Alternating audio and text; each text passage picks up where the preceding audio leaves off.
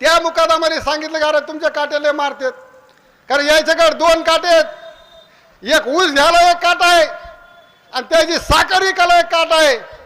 तुम्ही कधी कारखान्यावर गेलेत नाही तर तुम्हाला काटा काय माहिती आहे?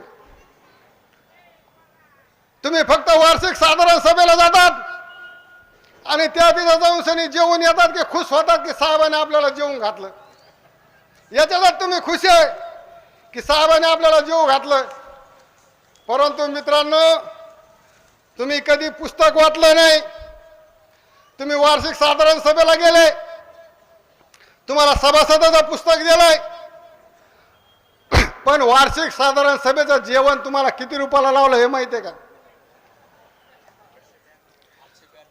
वार्षिक साधारण सभेचं खर्च किती असायला पाहिजे? कमीत कमी 2000 जेव घातले, 3000 लोक जेव घातले, किती बिल काढायला पाहिजे?